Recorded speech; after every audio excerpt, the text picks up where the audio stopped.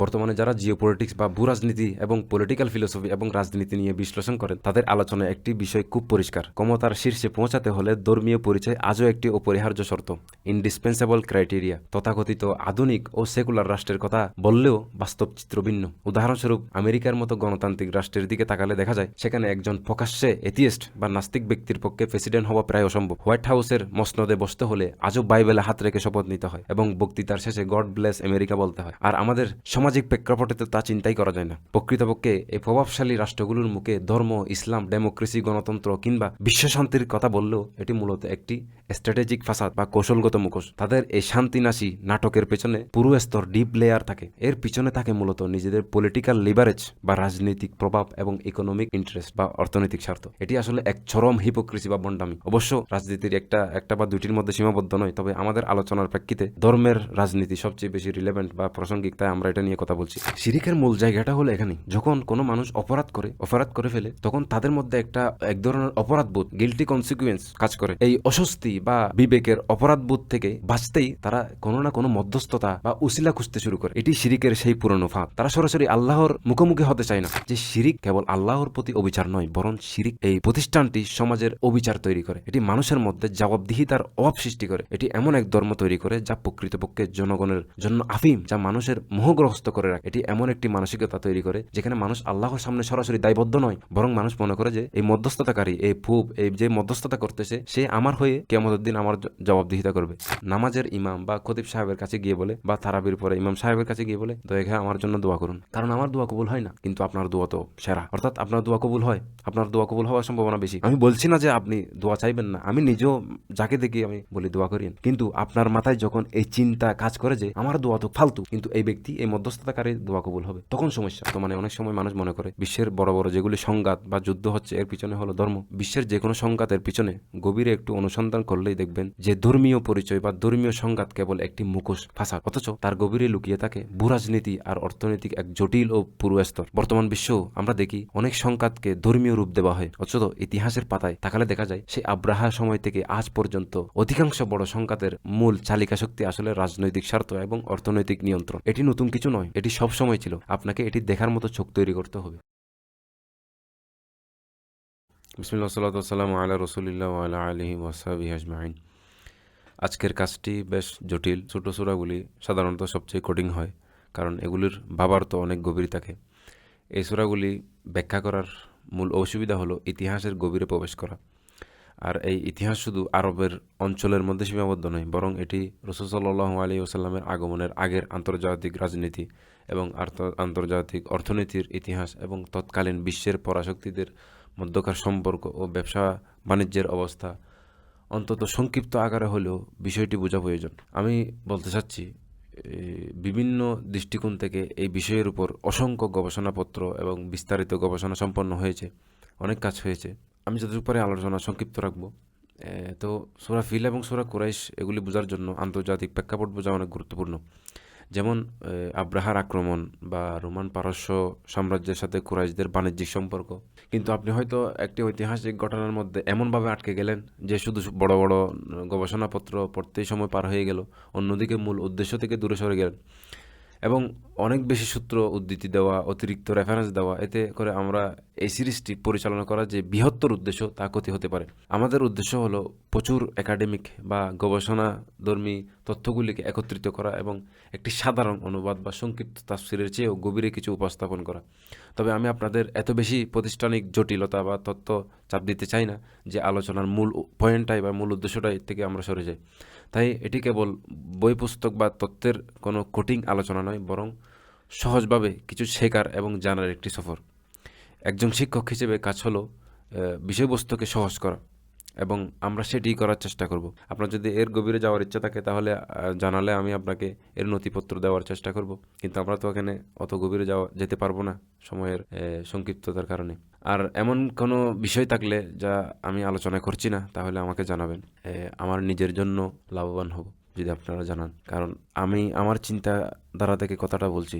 সবার চিন্তাধারা এক নয় এবং একজনের চিন্তাধারা থেকে বিভিন্ন ধরনের কথা উঠে আসে, তো এগুলি সবার জন্য লাভবান। তো আমরা আলোচনার দিকে যাই। যাই হোক, আমি সবচেয়ে যৌক্তিক জায়গা থেকে শুরু করতে চাই। সূরা ফিলের গল্প, যেটি সম্ভবত আপনারা মক্তবে বা ছোটবেলার ধর্মীয় বইয়ে বা মা-বাবার কাছ থেকে শুনেছেন। তা হলো রাসূল সাল্লাল্লাহু আলাইহি ওয়াসাল্লামের জন্মের বছরের মোটামুটি 570 খ্রিস্টাব্দের কাছাকাছি আব্রাহা নামে এক রাজার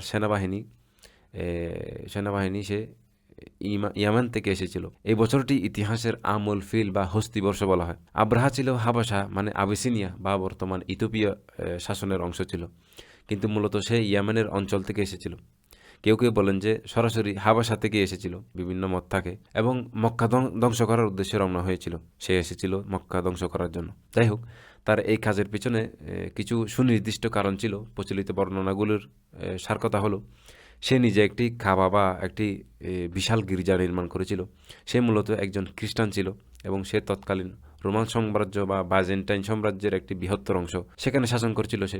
কিন্তু এটি ছিল রোমান সাম্রাজ্যের একটি মিত্র রাজ্য বা প্রভাবাধীন অঞ্চল। আব্রাহা তার পূর্বসূরি অর্থাৎ রোমান সাম্রাজ্যের যে প্রতিনিধি ছিল, গভর্নর ছিল, তাকে হত্যা করে ক্ষমতা দখল করেছিল। সে নিজেও একজন জেনারেল ছিল, যদিও সে সাম্রাজ্যেরই একজন সদস্য হত্যা করেছিল, সাম্রাজ্যের গভর্নরকে হত্যা করেছিল, তবুও সে সাম্রাজ্যের বিশ্বাস করাতে সক্ষম হয় যে সে আগের রাজার মতোই মুকুটের বা রাজসিংহাসনের প্রতি সেই অনুগত আছে। সে এটা রাজাকে বা রাজার দায়িত্বশীলদেরকে এটা বুঝিয়ে দিতে পারলো। রোমান সাম্রাজ্যের ওখানে সরাসরি ক্ষমতা ছিল না, ওখানে তাদের প্রভাব ছিল, মিত্র ছিল, ফলে সে তার পথ টিকিয়ে রাখে।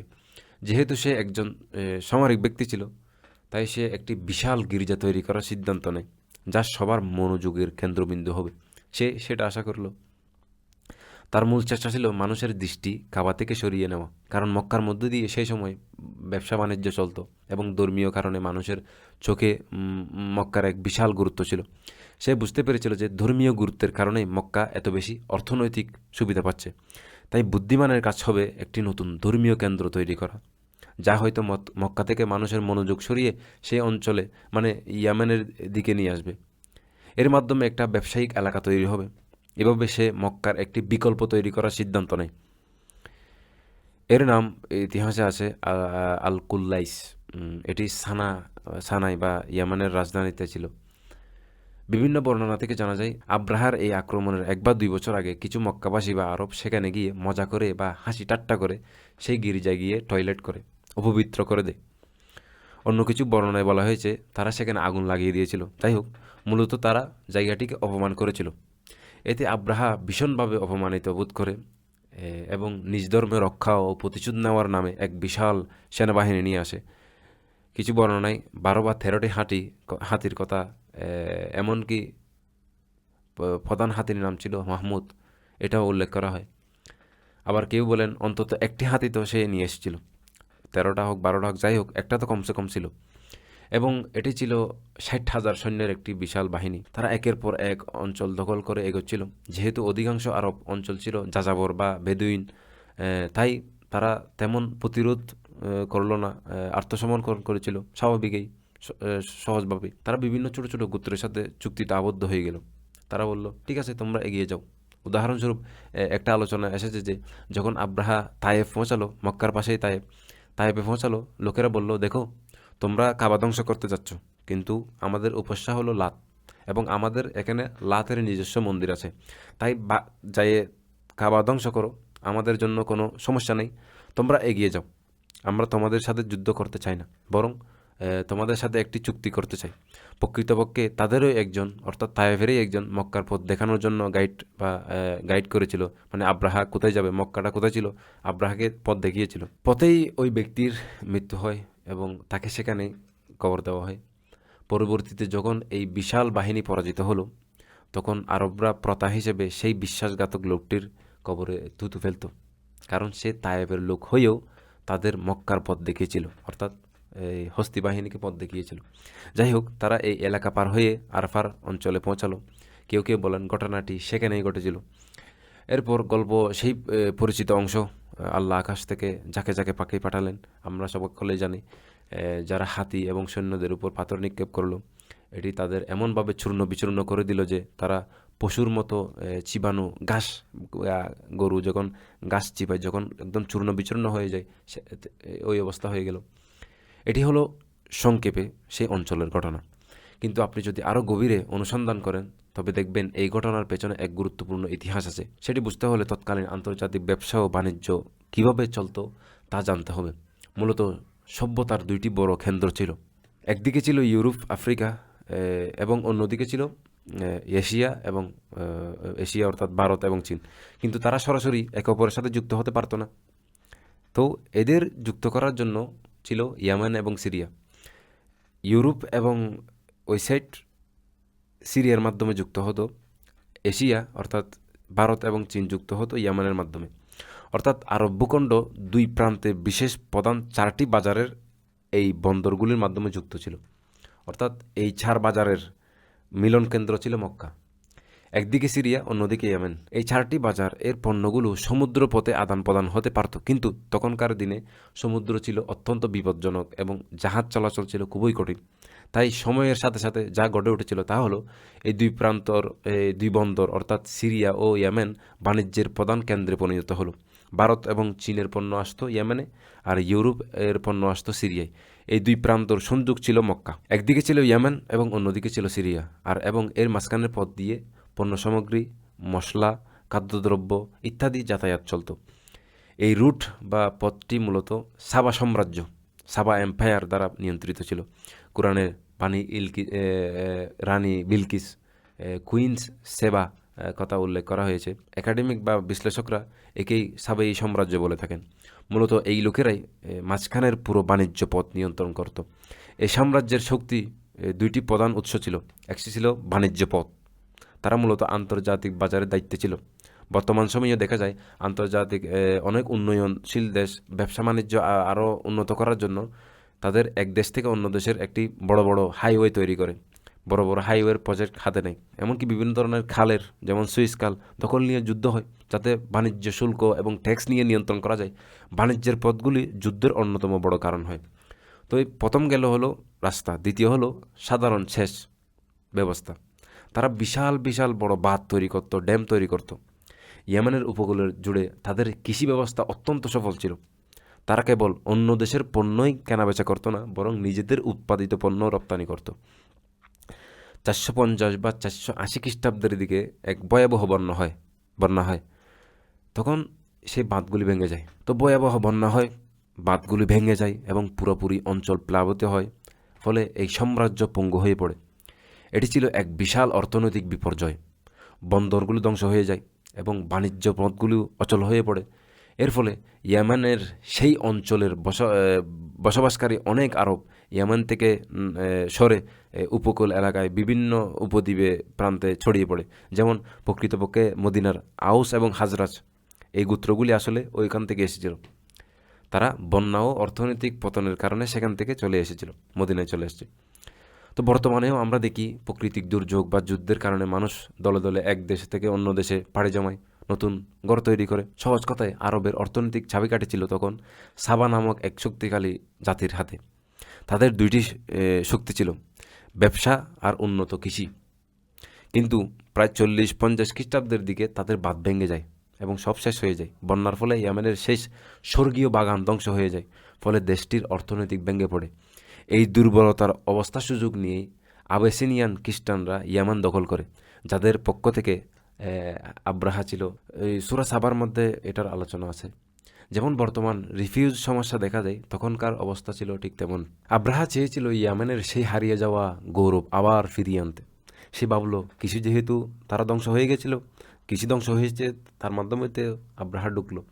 তো কৃষি যেহেতু শেষ, তাই এখন ইয়েমেনকে ধর্মীয় ও বাণিজ্যিক পর্যটক কেন্দ্র বানিয়ে আবার শক্তিশালী করবে, এটি সে চিন্তা করলো। সেই চিন্তা থেকেই সে আল কুল্লাইস গির্জা, যা ইতিহাসে বলা হয়, সেই গির্জাটি তৈরি করলো। এটি হলো পরবর্তীতে করবে, আমরা সেটি আলোচনা করব। এখন সাবা জাতি আর সেই কেন্দ্রীয় শক্তি নেই যা তাদের একসময় ছিল। অর্থাৎ সেখানে একটা ক্ষমতার শূন্যতা, পাওয়ার ভ্যাকিউম তৈরি হয়েছে, ক্ষমতার শূন্যতা। এবং যে বাজার তারা নিয়ন্ত্রণ করত তা আর তাদের সরাসরি অধীনে নেই। এখন রাস্তাটা পুরা ক্লিয়ার। এই সময় আরব ইতিহাসের একজন ব্যক্তির আবির্ভাব ঘটে, যার নাম কুসাই ইবনে কিলাব। তাকে হিজাজ অঞ্চলের একজন অগ্রগামী নেতা হিসেবে বিবেচনা করা হয়। তিনি মক্কার বাসিন্দা ছিলেন এবং তিনি প্রস্তাব দেন, চলো আমরা ইসমাইল আলাইহিস সালামের বংশধর এবং সকল গোত্র একত্রিত হই এবং মক্কার তাদের সমবেত করি এবং মক্কাকে আমরা নতুন বাণিজ্যিক পথের প্রধান শহর অর্থাৎ রুট সিটি বানাই, অর্থাৎ মক্কাকে নতুন শহর তৈরি করি। যে ক্ষমতার শূন্যতা তৈরি হয়েছিল তা পূরণ করেছিলেন এই কুসাই ইবনে কিলাব। তিনি ছিলেন আধুনিক মক্কার প্রকৃত স্থপতি এবং রসুল সাল্লাল্লাহু আলাইহি ওয়াসাল্লামের পঞ্চম পূর্বপুরুষ। বর্তমান যেমন দুবাই, সিঙ্গাপুর, হংকং বাণিজ্যিক কেন্দ্র, ওই সময় মক্কাকে সেই হিসেবে গড়ে তোলা হলো। তো মক্কাকে বেছে নেওয়ার পেছনে মূলত দুইটি প্রধান কারণ বা কৌশল ছিল। এক নম্বর, ধর্মীয় গুরুত্ব। অনেক আরবের কাছে এটি আগে থেকেই একটি গুরুত্বপূর্ণ স্থান, মক্কা একটি বিশেষ ধর্মীয় মর্যাদা ছিল।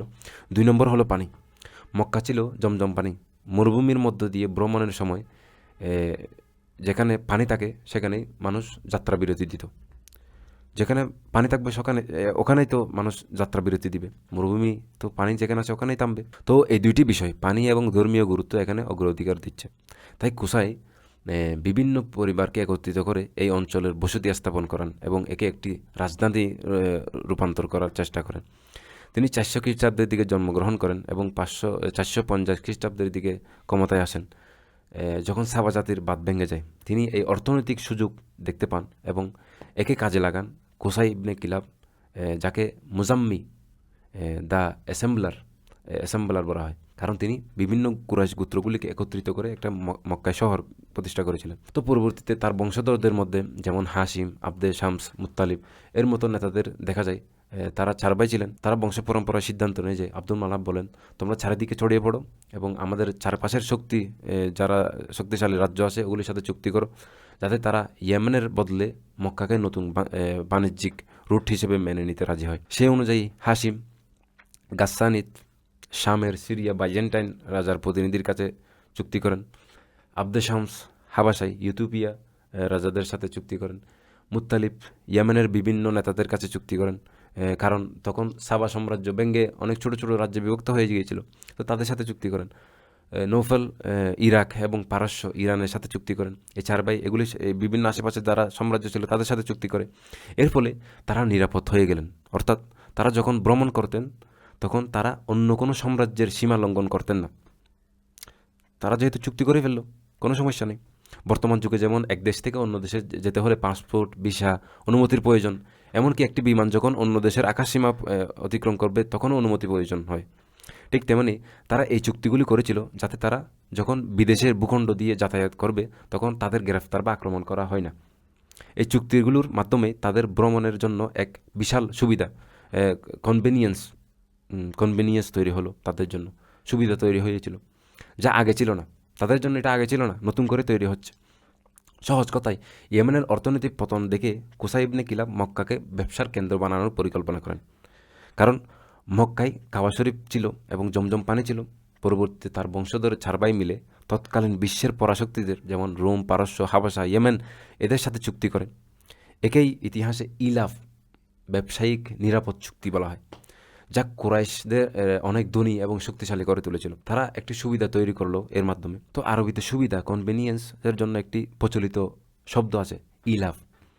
এ কারণে যারা এই বাণিজ্যিক চুক্তিগুলো করেছিল তাদেরকে একটি সাধারণ নাম ছিল আসহাবুল ইলাফ, সুবিধা সৃষ্টিকারী জনতা, the people that created convenience. যাই হোক, আমরা পরের সূরাটি হলো ইলাফি কুরাইশ, কুরাইশদের সুবিধার জন্য, তাদের শীত এবং গ্রীষ্মের জন্য শীত এবং গ্রীষ্মের ভ্রমণের সুবিধার জন্য। অর্থাৎ যখন তাদের ইয়েমেনের পরিবেশ ভালো লাগতো মনে হতো তখন তারা ওইদিকে যেত, যখন সিরিয়ার পরিবেশ ভালো মনে হতো তখন তারা ওইদিকে যেত। আর কেউ তাদের বিরক্ত করতো না, তাদের যেখানে ইচ্ছে তারা সেখানে যেতে পারতো, আক্রমণ করতো না, কারণ তখন তাদের হাতে আন্তর্জাতিক চুক্তিগুলো ছিল, তাদের কাছে দলিল ছিল, অর্থাৎ তাদের অনুমতি ছিল। মক্কাকে কেন্দ্র করে গড়ে ওঠা আরবদের বাণিজ্যের সামনে মূলত 2টি বড় হুমকি ছিল। একটি ছিল আন্তর্জাতিক হুমকি, বাইরের শক্তিগুলির দেশগুলি তাদের আক্রমণ করতে পারত, অথচ তাদের ভূখণ্ড দিয়েই কুরাইশদের যাতায়াত অনুমতি নাও থাকতে পারত। এটা হলো 1 নম্বর হুমকি। 2 নম্বর হুমকি হলো অভ্যন্তরীণ হুমকি। আরবরা নিজেরা ছিল দস্যু, ডাকাতি এবং অতর্কিত হামলা করা, এটা ছিল তাদের পরিচয়।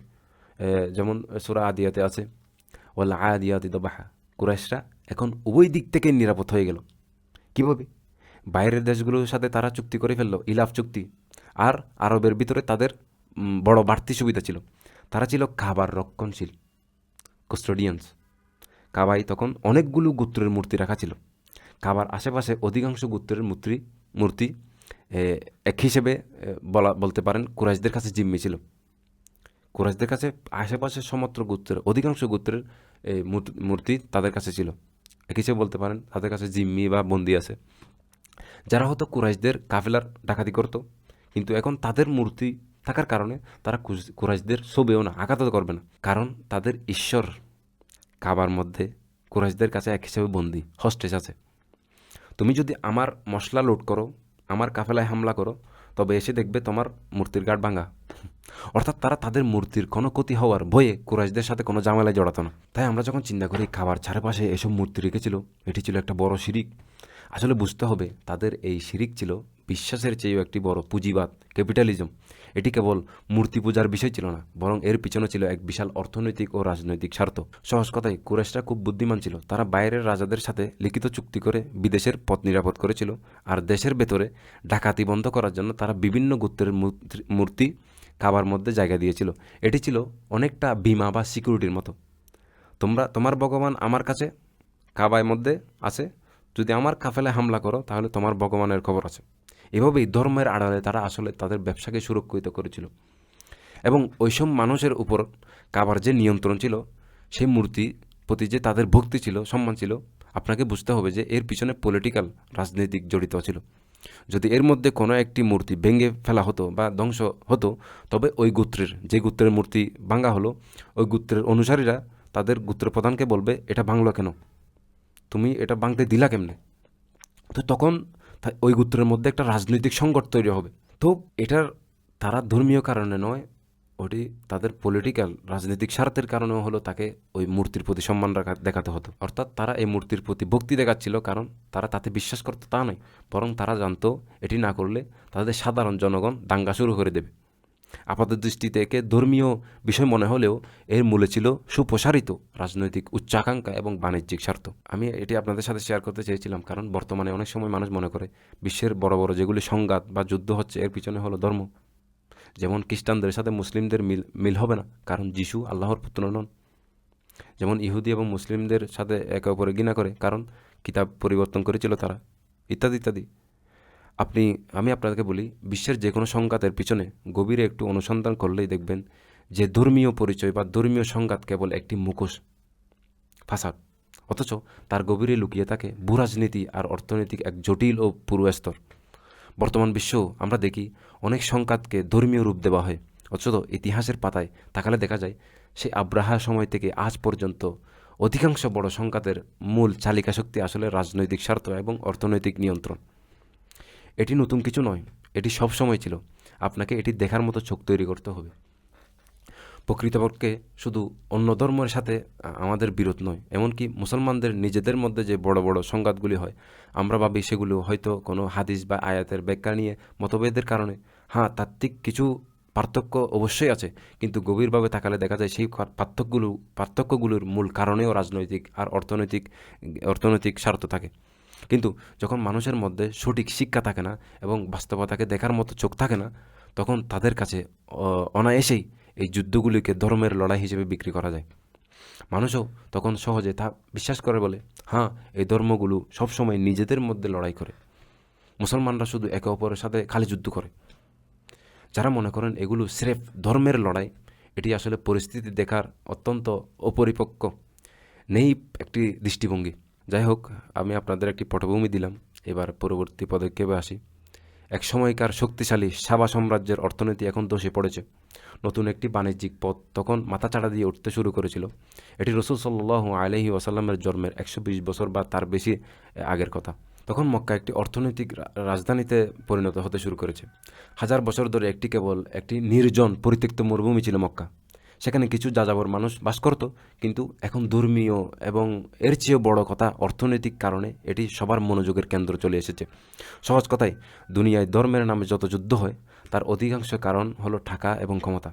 মক্কার কুরাইশরা মূর্তি পূজা ধরে রেখেছিল কারণ এর মাধ্যমে তাদের ব্যবসা, নিরাপত্তা এবং তাদের ক্ষমতা টিকে থাকত। নবীজি আসার প্রায় 120 বছর আগে থেকেই মক্কা ধীরে ধীরে মরুভূমি থেকে বিশ্বের অন্যতম বড় বিজনেস হাবে পরিণত হচ্ছিল, যা আগে থেকে কখনো ছিল না, নতুন করে হচ্ছিল। তো মক্কা এখন একটি বড় বাজার হিসেবে আত্মপ্রকাশ করছে এবং আরবদের ভেতরে বাণিজ্যের পথগুলো তারা নিয়ন্ত্রণ করছে। তারা নিরাপদ, কারণ আরবরা সবাই তাদের পবিত্র মনে করত। এর পাশাপাশি আন্তর্জাতিক চুক্তিগুলির কারণে বাইরের দেশগুলির সাথেও তাদের নিরাপদ সম্পর্ক ছিল।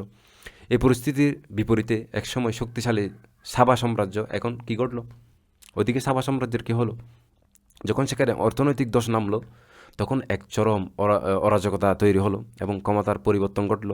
তারা অশান্তির মধ্য দিয়ে যাচ্ছিল। তারা খ্রিস্টান ছিল, এক পর্যায়ে ক্ষমতায় চলে আসে এক কঠোর ইহুদি সাম্রাজ্যের হাতে।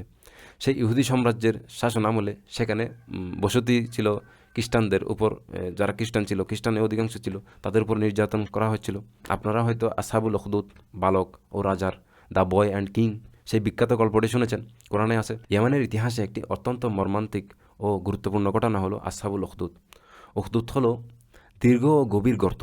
আরবদের দক্ষিণাঞ্চলে বর্তমান নাজরান এলাকায় একজন জালেম রাজা ছিল, যিনি এক বিশাল গর্তে আগুন জ্বালিয়ে সেখানে জীবন্ত পুড়িয়ে মেরেছিল। সেটি এই অঞ্চলে ঘটেছিল।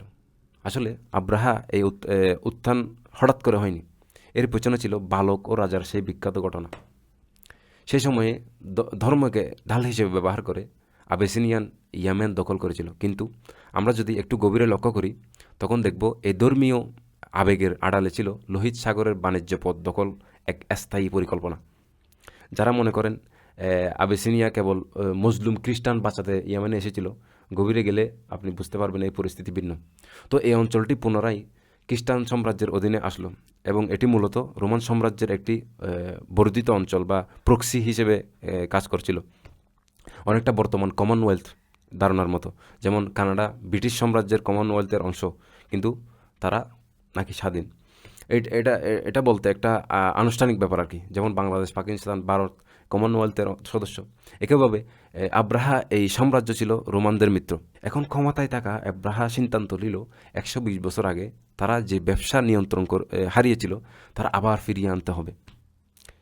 সে যে বিশাল ধর্মীয় কেন্দ্রটি বা গির্জা তৈরি করেছিল, তা সে কোনো ধর্মপ্রাণ খ্রিস্টান হওয়ার কারণে তৈরি করেনি। সে জানতো যে যারা সরল মনা বা অল্প শিক্ষিত, তাদের কাছে ধর্ম বিক্রি করা খুব সহজ এবং ধর্মের এই আড়ালে প্রচুর টাকা কামানো যায়। বর্তমানে যারা জিওপলিটিক্স বা ভূরাজনীতি এবং পলিটিক্যাল ফিলোসফি এবং রাজনীতি নিয়ে বিশ্লেষণ করেন, তাদের আলোচনায় একটি বিষয় খুব পরিষ্কার: ক্ষমতার শীর্ষে পৌঁছাতে হলে ধর্মীয় পরিচয় আজও একটি অপরিহার্য শর্ত, ইনডিসপেন্সেবল ক্রাইটেরিয়া।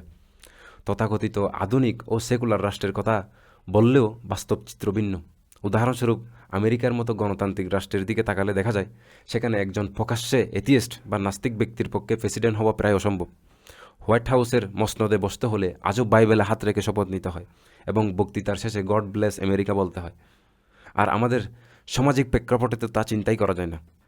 প্রকৃতপক্ষে এই প্রভাবশালী রাষ্ট্রগুলোর মুখে ধর্ম, ইসলাম, ডেমোক্রেসি, গণতন্ত্র কিংবা বিশ্বশান্তির কথা বললেও এটি মূলত একটি স্ট্র্যাটেজিক ফাসাদ বা কৌশলগত মুখোশ। তাদের এই শান্তিনাশী নাটকের পেছনে পুরো স্তর ডিপ লেয়ার থাকে।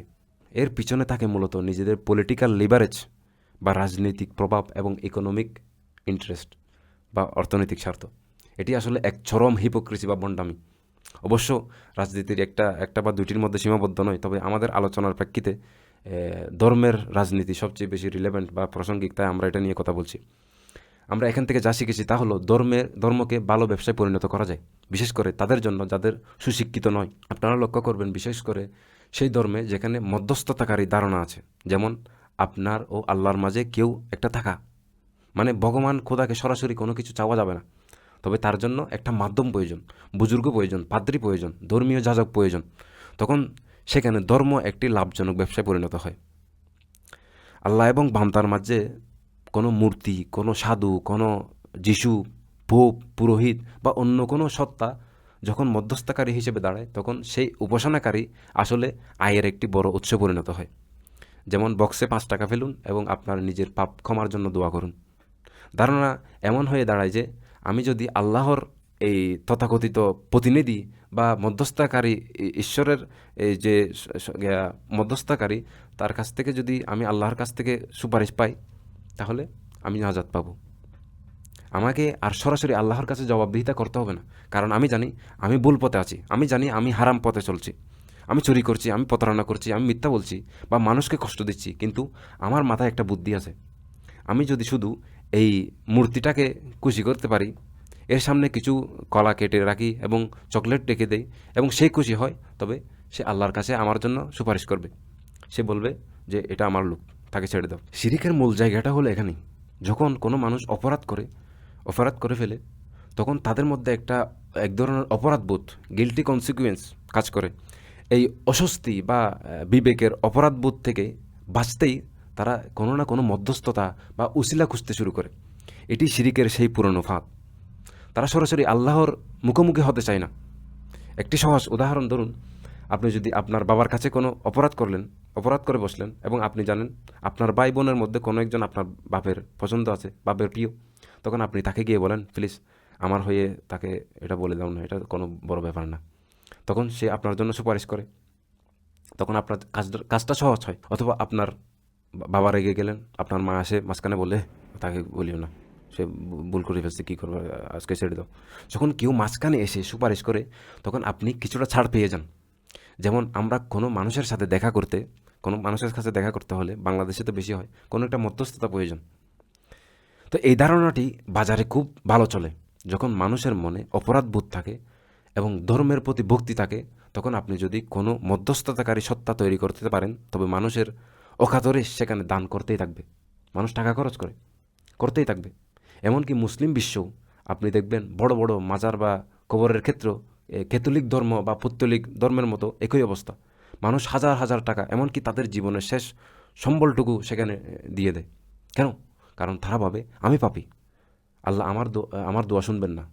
কিন্তু এই মূর্তি, এই মূর্তি বা এই মৃত ব্যক্তি যে শুয়ে আছে, আল্লাহ তাকে খুব ভালোবাসেন।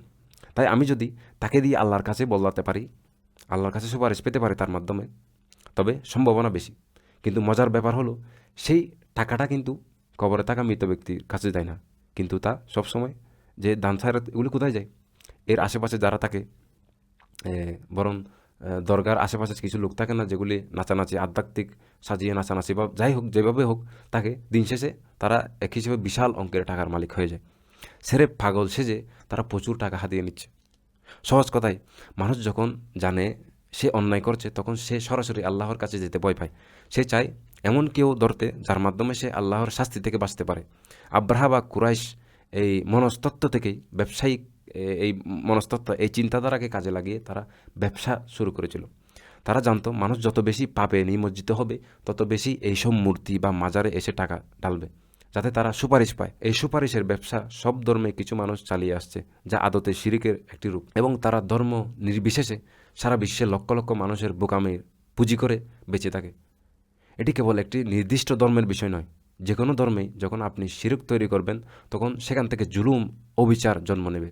এটি অত্যন্ত আকর্ষণীয় যে কোরআনে যখন শিরকের বর্ণনা এসেছিল, তখন আল্লাহ তাআলা বলেন, ইয়া বুনাইয়া লা তুশরিক বিল্লাহ ইন্নাশ শিরকা লাযুলমুন আযীম।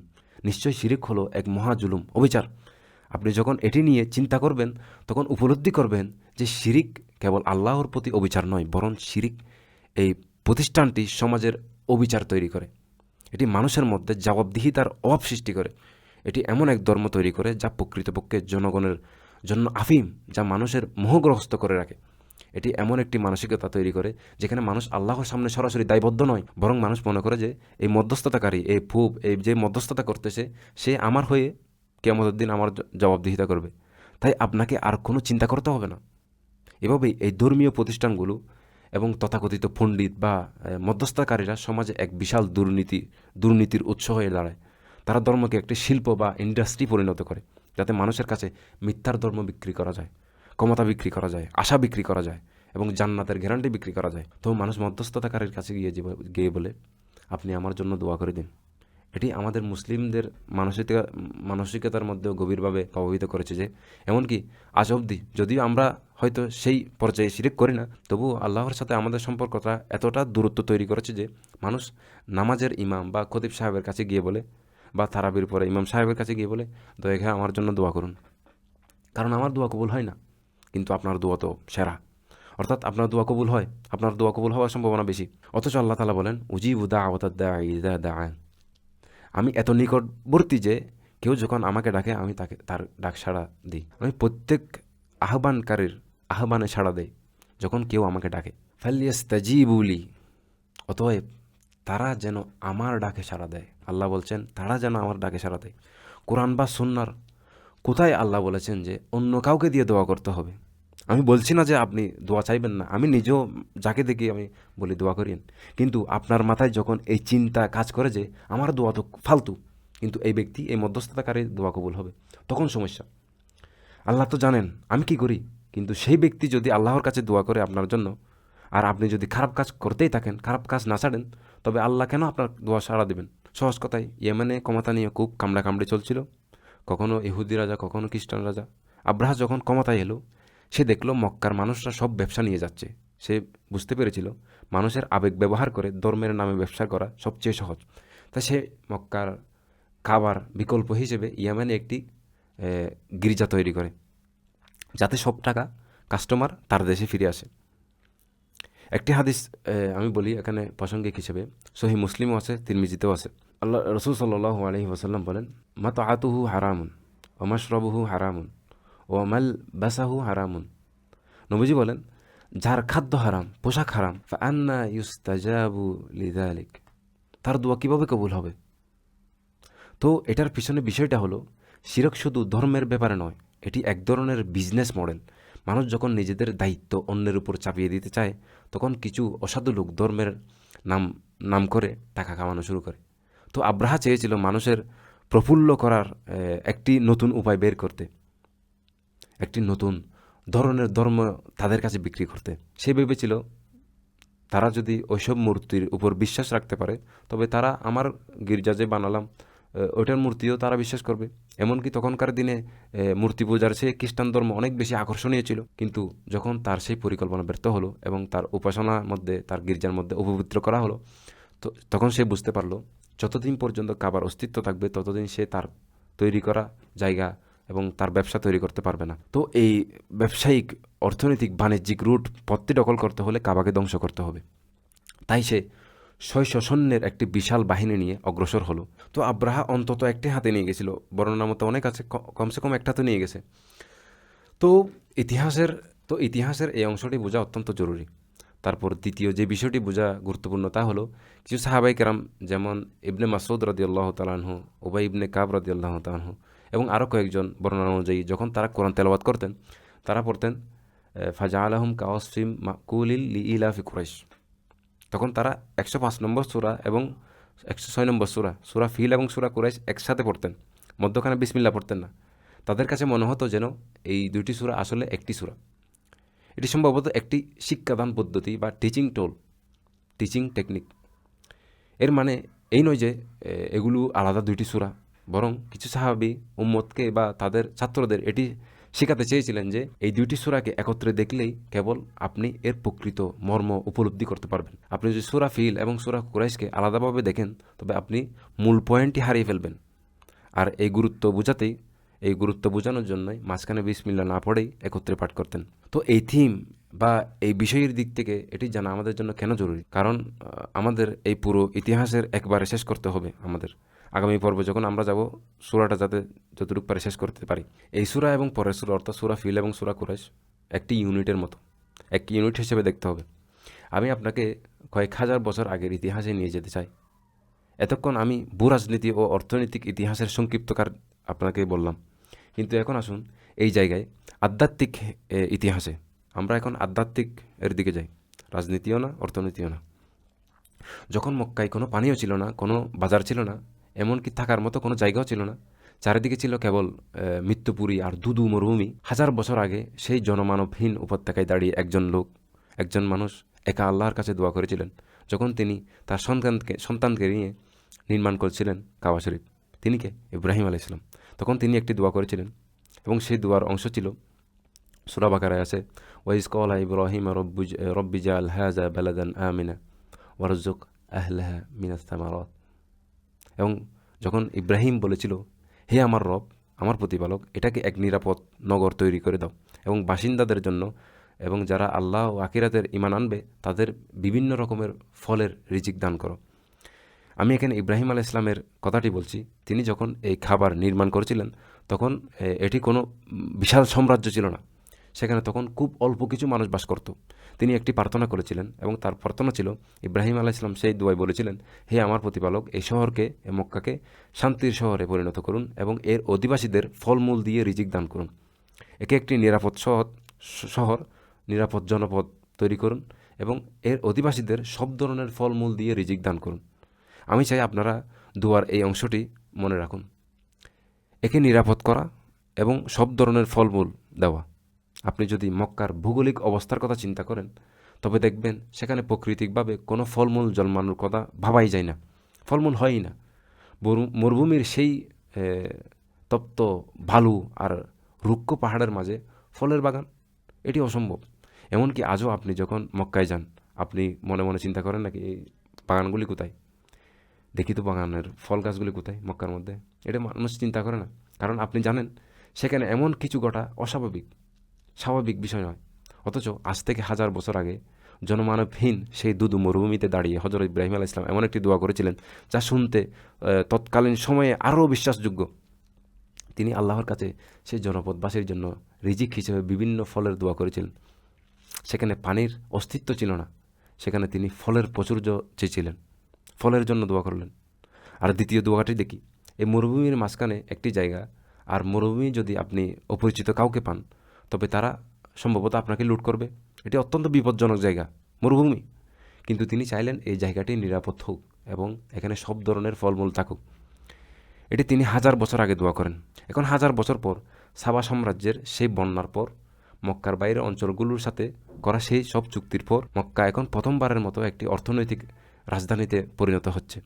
মনে হচ্ছে যেন প্রথমবারের মতো মক্কার সত্যিকার অর্থে নিরাপদ, এবং 1000 বছর পর প্রথমবারের মতো মক্কা আন্তর্জাতিক বাণিজ্যে লিপ্ত হওয়ার অবস্থানে এসেছে। একদিকে ইয়ামান হয়ে ভারত, চীন, অন্যদিকে সিরিয়া হয়ে ইউরোপ ও আফ্রিকা।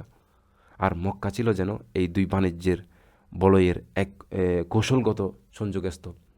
এটি উত্তর আর দক্ষিণ বাণিজ্যের মাঝে এক সেতু হিসেবে কাজ করত, যা পুরো আরব দ্বীপের অর্থনীতি এক সুতোয় গেঁথে দিয়েছিল। মক্কাবাসী ছাড়া অন্য কেউ কাফেলা নিয়ে গেলে তাদের ডাকাতির শিকার হতে হতো, কিন্তু মক্কাবাসী বের হলে কেউ তাদের হাত দিত না।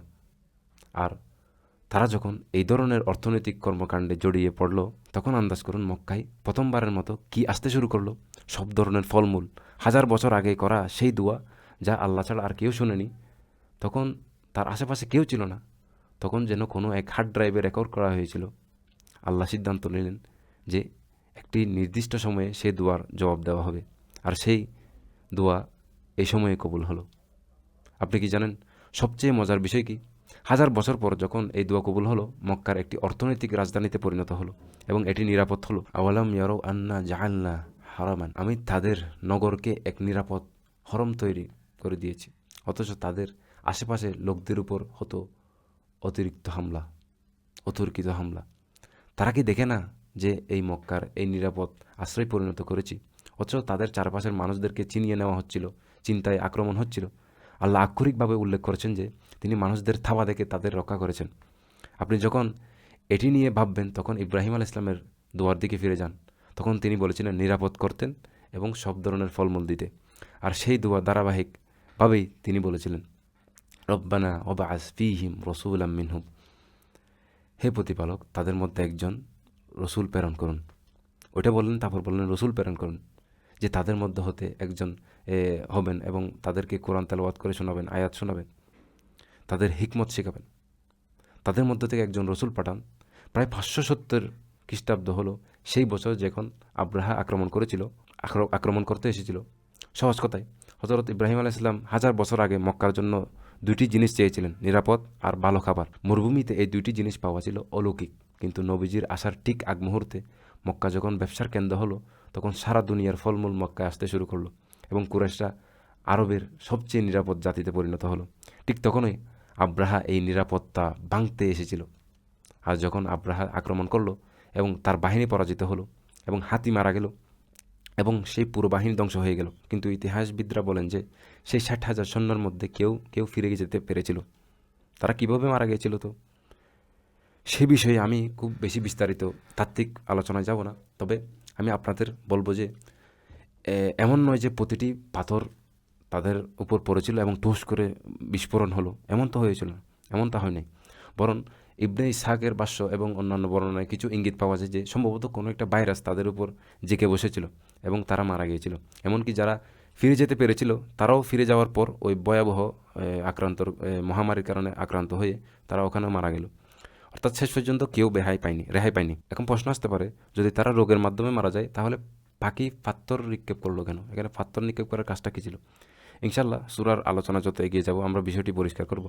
যাই হোক, 570 খ্রিস্টাব্দের দিকে আব্রাহা মারা যায় এবং তার বাহিনী ব্যর্থ হয়। এই ব্যর্থতার ফলে আবিসিনিয়া এবং রোমানদের শক্তি চরমভাবে দুর্বল হয়ে পড়ে। ঠিক একই সময়ে রোমানদের প্রধান প্রতিনিধি পারস্য শক্তি ইরান হাবাসা দখল করে নেয় এবং 572 খ্রিস্টাব্দের মধ্যে সেখানে নিজেদের শাসন প্রতিষ্ঠা করে। এই তথ্যগুলি কেবল মুসলিমদের সূত্র থেকে নয়, বরং অমুসলিমরা ঐতিহাসিক সূত্র থেকেও পাওয়া যায়। একটি ছোট নোট হিসেবে আমি মনে করি এখানে আলোচনা হওয়া দরকার। পশ্চিমা গবেষকরা এই সূরা নিয়ে মজার কিছু তথ্য তুলে ধরেছে। যেমন মরুভূমির প্রচণ্ড গরম আর বালুর মধ্যে একটি হাতির পক্ষে এত দূর থেকে আসা অসম্ভব। হাতি মরুভূমির জলবায়ুর মধ্যে তৈরি হয়নি, তার তার এখানের মধ্যে থাকতে পারে না, এর জন্য সে তৈরি হয়নি। তাই এটি কেবল একটি গালগল্প অথবা কাল্পনিক কাহিনী বলে। কিন্তু মজার ব্যাপার হলো বর্তমানে সেই বাণিজ্যিক পথের বিভিন্ন স্থানে, ওই পথটির বিভিন্ন স্থানে পথের খোদাই করা হাতির ছবি এবং সেনাবাহিনীর চিত্র সম্বলিত শিলালিপি পাওয়া গেছে। আমি আপনাদের দেখাবো। আব্রাহা সেই শিলালিপি বর্তমানে মোরাইগান ইনস্ক্রিপশন নামে পরিচিত। এই বিষয়ে বর্তমানে অনেক গবেষণা আছে। এই অল্প সময়ের মধ্যে আমরা এগুলি নিয়ে আলোচনা করা সম্ভব নয়, কথা লম্বা হয়ে যাবে। এটুকু বলি, আপনাদের কারো যদি এই ইতিহাসের নথিপত্র দেখার আগ্রহ থাকে তবে আমাকে জানাবেন। আমার কাছে যতটুকু ফাইল আছে আপনাদের দিয়ে দিব ইনশাল্লাহ। তো এখন ঐতিহাসিক রেকর্ড এবং প্রমাণ হাতে আছে আমাদের। আমি এখানে একটি বিষয় যোগ করি। এনসাইক্লোপিডিয়া অফ দ্য কোরআন একটা বই, এটা এখানে একটি লেখক আছে, তিনি তার একটা ইংলিশ বই, এটা হলো কোরআনের যে ধারণা, শব্দ, ব্যক্তি বা ইতিহাস যেগুলো আছে ওগুলোকে বর্ণনা অনুসারে বিশ্লেষণ করা হয়েছে। মানে ওখানে ওই স্থানগুলি নিয়ে বিশ্লেষণ করা হয়েছে, মানে ওই জায়গাটা যেমন কি এখন আব্রাহার আলোচনা হয়েছিল ওটা ওখানে বিস্তারিত আলোচনা করা হয়েছে। ওটি আমি ইংলিশের বই, আমি আপনাদেরকে বাংলা বলে শোনাচ্ছি।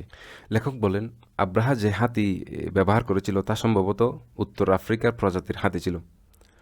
ওই হাতির বৈজ্ঞানিক নাম ছিল লেক্সোডন্টা আফ্রিকান ফারাওয়েন্সিস। আমি জানি না হচ্ছে কিনা, হ্যাঁ কোডিং শব্দ। তো যা একটা হাতির প্রজাতির নাম।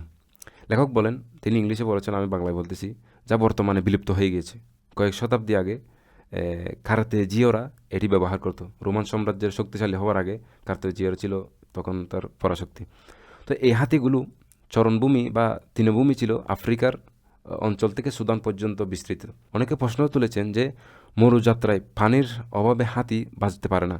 তবে বর্ণনা অনুযায়ী আব্রাহা হয়তো কেবল একটি হাতি এনেছিল। আব্রাহা পানি ব্যবহারকারী দল এবং মরুভূমির মধ্যে যাওয়ার পথে বিভিন্ন ধরনের গাছপালার বিভিন্ন স্থান থাকতো যেখানে দাঁড়াতো ওগুলি, এবং উত্তরোন্মুখী যাত্রাপথে কূপগুলো একটি বিশাল বাহিনী এবং হাতির পালের অথবা অন্তত একটি হাতির পানির অভাবে মেটানোর জন্য যথেষ্ট ছিল। অর্থাৎ বুঝাতে চাচ্ছেন হাতি থাকা এবং হাতির পানি এবং খাবার ব্যবস্থা করা এটা একদম অসম্ভব ছিল না। সুতরাং বর্তমান পশ্চিমা একাডেমিকরাও বলছেন যে এই ঘটনাটি ঐতিহাসিকভাবে পুরোপুরি বাস্তব। আব্রাহা এবং আবেসিনিয়া তাদের সেনাবাহিনী শক্তির প্রতীক হিসেবে হাতি ব্যবহার করত। এটি তখনকার যুদ্ধের নীতি ছিল, হাতিকে ভয় দেখানোর জন্য নিত। এটি তাদের যুদ্ধের নিয়ম পদ্ধতির অংশ ছিল। সহজ কথায় আব্রাহা বাহিনী শুধু পাথরকেই নয় বরং ভয়াবহ মহামারীর আক্রান্ত হয়ে তিলে তিলে ধ্বংস হয়েছিল। যারা পালিয়ে গিয়েছিল তারাও বাঁচেনি। আগে অনেক সন্দেহ করত মরুভূমির হাতি আসলো কোথা থেকে, কিন্তু আধুনিক তত্ত্ববিদরা পাথরের গায়ে সেই সময়ের হাতির ছবি খুঁজে পেয়েছেন, যা প্রমাণ করে যে কোরআনের এই বর্ণনাটি কোনো রূপকথা নয়, বরং এক নিরেট ঐতিহাসিক সত্য। আব্রাহার হাতি এনেছিল মূলত মানুষকে ভয় দেখানোর জন্য এবং নিজের ক্ষমতা জাহির করতে। যাই হোক, পরবর্তী 2 বছরের মধ্যে সেই সাম্রাজ্য আব্রাহা শাসন ধসে পড়ল। এর মানে হলো আরবদের মাঝে আর কোনো বড় হুমকি রইল না। সাধারণত যদি আপনি কোনো সাম্রাজ্যের রাজাকে হত্যা করেন বা তাদের রাজার সাথে যুদ্ধ হয় এবং পরাজিত হয়, তখন তারা কী করবে? তারা নতুন রাজা পাঠাবে, প্রতিশোধ নিবে, কিন্তু 2 বছরের মধ্যে তারা পুরো সাম্রাজ্যটাই ভেঙে পড়ে এবং পারস্য ইরান তা দখল করে নিল। ফলে তাদের আর কোনো প্রতিশোধ নেওয়ার কোনো অবশিষ্টই থাকলো না এবং কুরাইশরা সেই আপদ থেকে মুক্তি পেল। আমরা এখানেই থামছি, অনেক লম্বা হয়ে গেছে। আমরা চেষ্টা করব আগামী পর্বে শেষ করার জন্য ইনশাল্লাহ। আমি আসলে চেয়েছিলাম আলোচনাটি সংক্ষিপ্ত রাখতে, কিন্তু বিষয়গুলো এত গভীর যে তা সম্ভব হয়নি। আমি যা জানলাম আমার বারবার মনে হচ্ছিল এই তথ্যগুলো সবার জানা উচিত, আর সেই দায়বদ্ধতা থেকেই আলোচনাটি খুবই দীর্ঘ হয়ে গেল। বারাকাল্লাহু লি ওয়া লাকুম। আসসালামু আলাইকুম।